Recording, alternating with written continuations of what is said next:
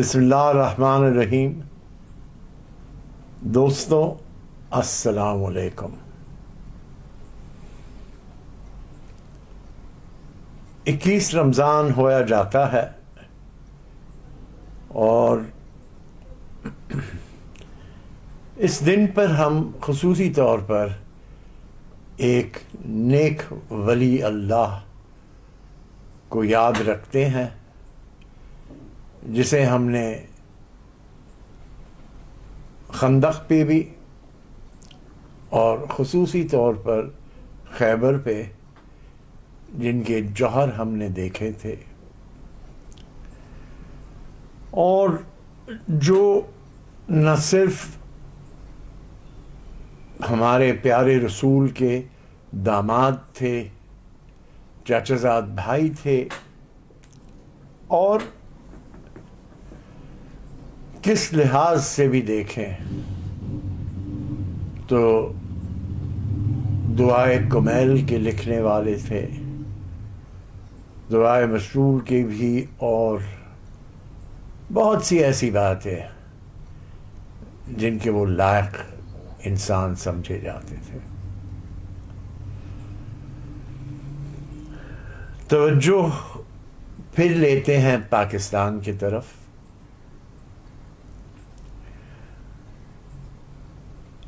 اب بڑی آرام اور اطمینان سے آپ اس فیصلے پر پہنچیں کہ پاکستان میں جو انگریزی میں سول وار کہا جاتا ہے،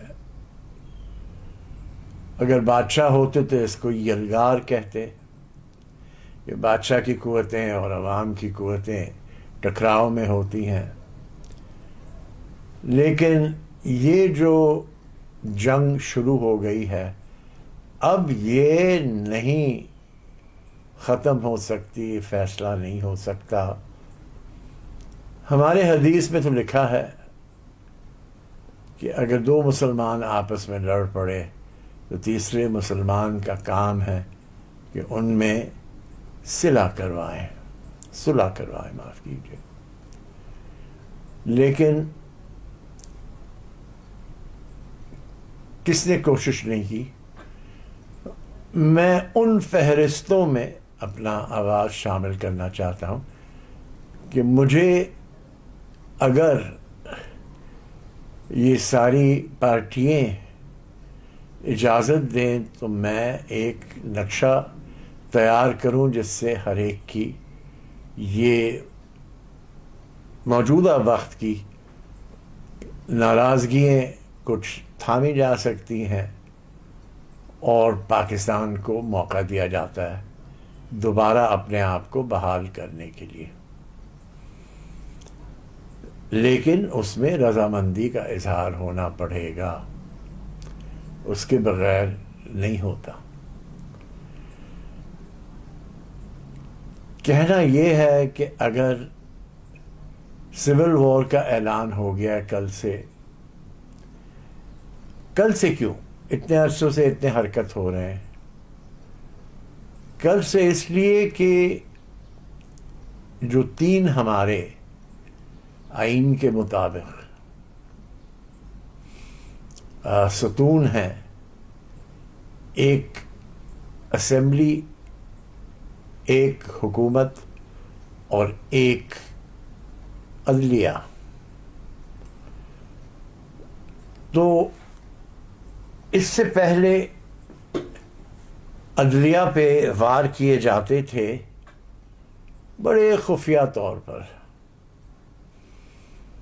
اور شروع سے آپ نے سنا ہوگا جب جسٹس کیانی نے تمیز الدین خان کے جو اسپیکر تھے نیشنل اسمبلی کے، ان کا ایک ایسا فیصلہ دیا جس سے جمہوریت کا بھٹا ہی بیٹھ گیا۔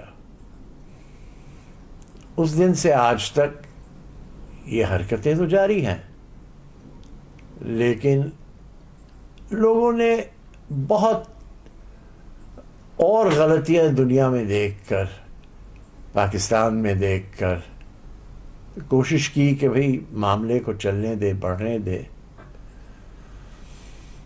اور اس سے یہ ہوگا کہ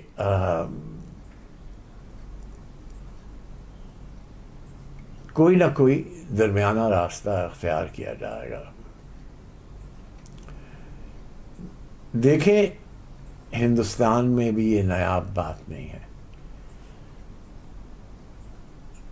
راجہ صاحب محمود آباد نے کبھی بھی اپنا ہندوستان کا پاسپورٹ واپس نہیں کیا، اور وہ وہاں جا کر اپنے خاص طور پر اتر پردیش کے عوام سے ملاقاتیں کرتے تھے، ان کی دکھ درد میں شامل ہو کر ان کے لیے کوئی طریقہ کار اختیار کرتے۔ 56 میں غالباً دلی ایئرپورٹ پہ ان کو منع کر دیا گیا کہ یہ پاسپورٹ آپ استعمال نہیں کر سکتے۔ اس وقت ان کے ساتھ راجہ صاحب کے قریبی دوست مولانا جمال میاں فرنگی محل تھے، اور اسی وقت ان دونوں نے خط لکھ کر جواہر لال نہرو کو بھیجا کہ لیجیے آپ کے دونوں پاسپورٹ، ہم آئندہ یہ نہ آئیں گے نہ استعمال کریں گے، اور وہاں سے وہ لوٹ آئے۔ اور ان کو روکا گیا۔ ان کے صاحبزادے جو رہتے تھے محمود آباد میں، بڑا عرصہ کیمبرج میں بھی، یونیورسٹی میں بھی رہے، انہوں نے کوئی 30-40 سال سپریم کورٹ تک لڑائیاں لڑی۔ یہ جو زمینیں میرے والد کے ورثے میں مجھے ملی، اگر والد چھوڑ کے چلے گئے ان کی مرضی، لیکن وراثت تو محمود آباد کی ہے۔ تو جب 30 سال کے بعد کیس سارے جیت گئے، تو ہندوستان کی حکومت نے کیبنٹ کو بلا کر اس کا فیصلہ سپریم کورٹ کا رد کر دیا، اور کہا کہ نہیں، ہم نہیں مانتے، اگر سپریم کورٹ نے کیا یا نہیں کیا، ہم یہ واپس نہیں کریں گے۔ اور کہتے ہیں کہ اس وقت 50,000 کروڑ روپے کی ملکیت حکومت ہندوستان میں پھنسی ہوئی ہے ان کی، رہتے وہی ہے۔ ایم پی اے بھی وہاں سے، ایم پی معاف کیجیے گا، منتخب ہوئے ہیں۔ رہنا سہنا اٹھنا بیٹھنا، وہ تو کبھی پاکستانی نہ بنے نہ آئے، انگلستان سے چلے گئے وہاں، اور لیکن یہ حکومت ہندوستان نے زیادتی کی سپریم کورٹ کے فیصلے کے بعد۔ اس سے ایک بہت بڑی کہانی نکل پاتی ہے، اور ہمیں اس کا جائزہ لینا چاہیے۔ اس وقت اگر سپریم کورٹ کابینہ کے فیصلے کو چیلنج کرتی، تو آج یہی تہلکہ جو پاکستان میں ہو رہا ہے وہاں ہندوستان میں ہو رہا ہوتا۔ لیکن انہوں نے کہا کہ بھئی اس سے زیادہ ہم آگے نہیں بڑھ سکتے، یعنی کہ جو سبق ہے وہ یہ ہے کہ اگر ہر ایک حدود مانے اور حدود سے آگے جانے کی کوشش نہ کریں، تو شاید ہماری ایک بہت بڑی بچت ہو سکتی ہے۔ لیکن یہاں تو ہر شاخ پہ کیا بیٹھا ہوا ہے وہ آپ بھی جانتے، کہاوت میں بھی جانتا ہوں۔ تو ہر ایک اپنی منمانی کرتا ہے۔ پاکستان لحاظ سے چل سکتا ہے، پاکستان اگر لحاظ نہ ہو تو پھر وہ ہوگا جو ابھی ہو رہا ہے۔ پھر کہتا ہوں، اچھے آئے پاکستان کو کمر وہ توڑ نہیں پائے ہیں، لیکن کچھ انسانیت کا ہم بھی تو چہرہ دکھائیں دنیا کو. انگریز بادشاہ جس کے لیے کہا جاتا تھا کہ سورج کوئی ایسے دنیا کی، ہمارے اس دنیا کی کونے پہ سایہ نہیں ہوتا جہاں انگریزوں کی بادشاہت ہے. The sun never sets on the British Empire. آج ان کا حال دیکھیں، آج دیکھیں کہ وہ کس مسئلوں سے گزر رہے ہیں. ہاں یہ مسئلہ ان کا اپنا بنایا ہوا ہے، بریکسٹ کا بنایا ہوا ہے، لیکن دیکھ لیجیے اب ان پہ اپنے یورپ کے لوگ الزام تراشی کرتے ہیں، ان پہ ہنستے ہیں. امریکہ نے وہ جو وعدے کیے تھے وہ پورے نہیں کر پائے. بہرحال یہ تو دنیا داری ہے. کہنے کا میرا مقصد یہ ہے کہ کوئی بھی حکومت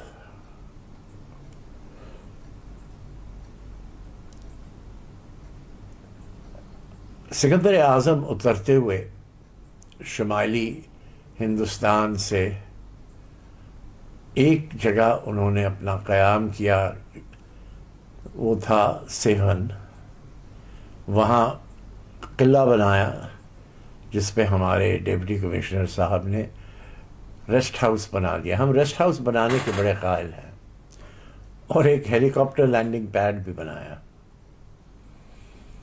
اور اس کے بعد وہ جو یہاں سے نکلے تو پانی کی موجوں نے ان کو پہنچایا لسبیلا تک. وہاں سے وہ انہوں نے اورمارا کی طرف ایک اپنا بہت بڑا قلعہ بنایا اور ایک گورنر کو وہاں چھوڑا. جیسے وہ آج سامنے اور آگے جاتے رہے. تو یہ میں کہنے کا مقصد میرا یہ ہے، آج ان کی نام و نشان نہیں ہے. کہ سکندر اعظم کی اونچ چڑھاؤ اور گراؤ دونوں طرف تاریخ میں بہت بہت بار محسوس ہوتا ہے. تو چھوڑیے یہ باتیں کہ آپ سمجھتے ہیں کہ آپ اخر قل ہیں یا کیا ہیں، اور آپس میں بیٹھ کے سمجھوتے کریں، لحاظ سے آپ اپنے آپ کو وسیع کریں اور وسیع پیمانے تک پہنچائیں. دیکھیے میں آپ کو آج کا موقع نہیں ہے لیکن چھیڑ دیتا ہوں اس بات کو کہ اب جنگی صورتحال نہیں ہے جو افغانستان اور عراق پہ کیا گیا کہ لاکھوں امریکن افواج جن کو بوٹس کہتے ہیں انہوں نے زمین پہ اتارے اور اسلحے کے ساتھ بڑا دھماکہ مچایا ہوا تھا. لیکن آپ دیکھیے اس کے بعد انہوں نے فیصلہ کیسے بدل لیا ہے کہ ہم آئندہ بوٹس، امریکن بوٹس ہم نہیں اتاریں گے کوئی ملک کے جنگوں کے لیے یا مدد کے لیے یا. اور آپ نے یہ محسوس کیا ہوگا کہ نو بوٹس پالیسی پہ انہوں نے یوکرین میں ان کو ہی کہا ہم آپ کو اتنا اسلحہ دیں گے کہ آپ کے کانوں سے نکل آئے گا، بوٹ اپنے استعمال کریں آدمی. اور آج یوکرین کی تباہی اس بات پہ ہے کہ اتنا ان کے پیٹ میں بھرا ہے کہ وہ لڑ رہے ہیں. کس کے لیے لڑ رہے ہیں؟ اپنے ملک کے لیے. اگر ملک کے لیے لڑ رہے ہوتے تو آج یہ مسئلہ نہیں ہوتا یوکرین میں کہ اب امریکن کیا یورپ کیا ہر ایک کہہ رہے بھائی کتنا اسلحہ کب تک دینا ہے، ہمارے پاس نہیں رہا اب. تو انہوں نے پالیسی کی کہ بھائی ہم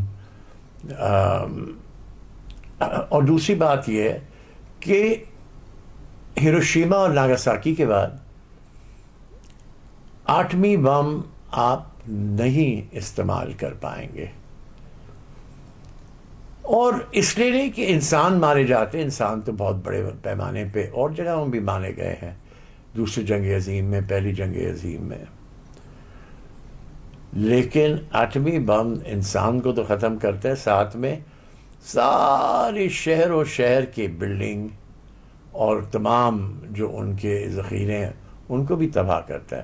اور ان کو دوبارہ بنانے کے لیے، جیسے یوکرین میں اب کیا امریکہ پیسے دے گی، یورپ پیسے دے گی، وہ پورا انفراسٹرکچر بنانے کے لیے نہیں دیں گی.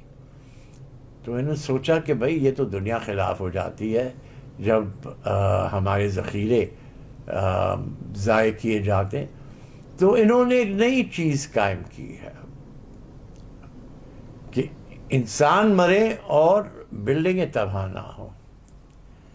اور اس میں ایک طریقہ انہوں نے جو اختیار کیا ہے، جس کی فلمیں میں نے دیکھی ہیں، کہ شہد مکھی جیسے انہوں نے چھوٹے کمپیوٹر کے ڈرون بنائے ہیں اور ان پہ اتنا ایٹمی ہتھیار ڈالتے ہیں کہ ایک آدمی کے ارد گرد صرف ہلاکت ہوتی ہے، ذخیرے خراب نہیں ہوتے. تو اب انہوں نے ایٹم بنائے ہیں جو لاکھوں کے حال میں پھینکے جائیں گے، انسان مرے، ان کے اسلحے کو کچھ نہ ہو، ان کی بلڈنگوں کو کچھ نہ ہو. اور توبہ استغفر اللہ. اب توجہ یہ نہیں ہے کہ ایٹمی ہتھیار سے تباہی کیسے لے آئے، بلکہ ایٹمی ہتھیار سے کس صفائی سے مارے کہ نہ ہمارے بوٹ ہوں زمین پر، نہ ہمارا کوئی نقصان کا امکان پیدا ہو، لیکن آگے آدمی اور انسان جو ہیں ان کو ختم کریں. آخر میں دیکھیے نا، یوکرین کی لڑائی کون لڑ رہا ہے؟ یوکرینین. اگر وہی مر جائیں تو پھر کون لڑے گا ان کے لیے؟ امریکہ تو اپنے فوجوں کو نہیں بھیجے گا، برطانیہ اپنے فوجوں کو تو نہیں بھیجے گا، نہ ان کی عوام بھیجنے دیں گی. تو ایک یہ اسلحہ بنا ہے کہ تباہی ہو، ذخیرے ستیہ ناش نہ ہو. توجہ ذخیروں کی طرف ہے. تو دنیا بدل رہی ہے. اب وہ پرانی جسے گن بوٹ پالیسی کہتے تھے انگریزوں کی، وہ نہیں چلے گی. اور اب آپ کو فوجیوں کی اتنی ضرورت نہیں پڑے گی، بلکہ فوج میں آپریٹرز کی جو مشینوں کو چلا سکیں بڑے پیمانے میں. تو آپ تیاری کریں اور آپ کنورژن کریں اپنے آرمڈ فورسز کے. حال ہی میں ہم نے بھی پڑھا، آپ نے بھی پڑھا ہوگا کہ یوکرین کے لیے اسلحہ نہیں مل رہا تھا، تو چاروں طرف دنیا میں انہوں نے آنکھ لگا کے دیکھی. پاکستان میں یہ پرانی فیکٹریاں لگی ہوئی ہیں واہ پہ اور ان جگہوں پہ، ان سے لے مسئلہ اسلحہ پرانا، ان کے پاس بہت ہوگا. تو وہ ہمارے لیے تو فائدہ ہو گیا، لیکن توجہ اس بات کی تھی کہ نئے انداز میں یہ اسلحہ کام نہیں آئے گا، یہ فیکٹریاں کام نہیں آئیں گی. آپ کو ذہنی ٹرانسفارمیشن لانے کی ضرورت ہے، اور اس میں یہ فرق نہیں ہوگا کہ انسان کتنا صحت مند نظر آتا ہے، بلکہ ذہن کیسے استعمال کرتا ہے. توجہ تبدیل کرنی پڑے گی ہمیں. اور سب سے پہلی بات ہے کہ اس نئے دنیا میں جانے کے لیے ہمیں خصوصی طور پر ہمیں سوچنا ہے پانی کا ہم کیا کریں گے، ہمیں سوچنا ہے بجلی کا ہم کیا کریں گے. یہ ہر ایک چیز پہ توجہ دے جس سے ملک آگے جائے. ہندوستان آپ سے بہت بہت بہت آگے چلے گیا، لیکن کیا واہ کی بات کی. ہمارے بھائی، ہمارے دوست ہردیپ سنگھ پوری صاحب جو وزیر ہیں، ان کا انٹرویو میں نے دیکھا CNN پہ. اس نے اٹھا کے ایسی کی تیسی کر دی انٹرویو کی. میں نے کہا آپ ہم سے دوستی کی بات کرتے ہیں اور روس سے آپ تیل خریدتے ہیں سستے میں. تو وہ ہنس کے کہا آپ لوگوں کے الزامات کبھی ختم ہوں گے نہیں. حقیقت یہ ہے کہ آپ سے تو ہم محض 0.2% تیل خریدتے ہیں, معاف کیجیے روس سے, باقی تو ان سے نہیں ہے. تو آپ کو کیا تکلیف کس بات پہ ہو رہی ہے؟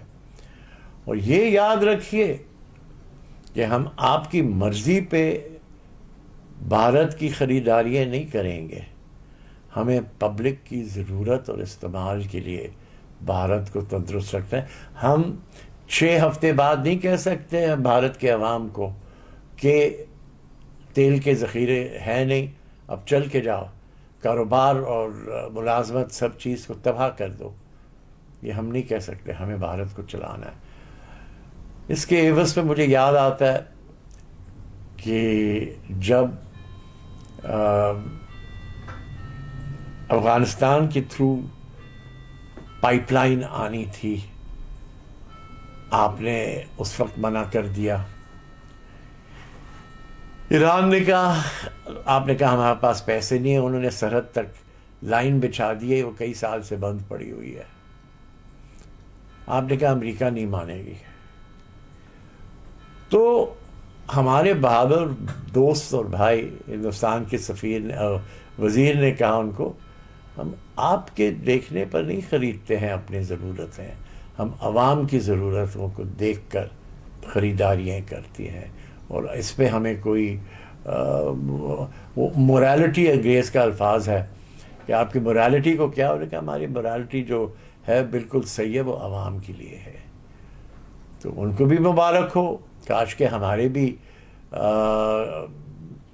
ملک کے جو سربراہ ہیں ان کو سمجھ آئیے کہ پبلک کے لیے کام کریں, پبلک کی سہولتیں آسان کریں, مسئلے نئے آنکھوں سے دیکھیں. میں تو بار بار کہہ کے تنگ آ جاتا ہوں, اور انشاءاللہ دعا کرتا ہوں کہ ہمیں اللہ عقل نصیب کریں. شکریہ.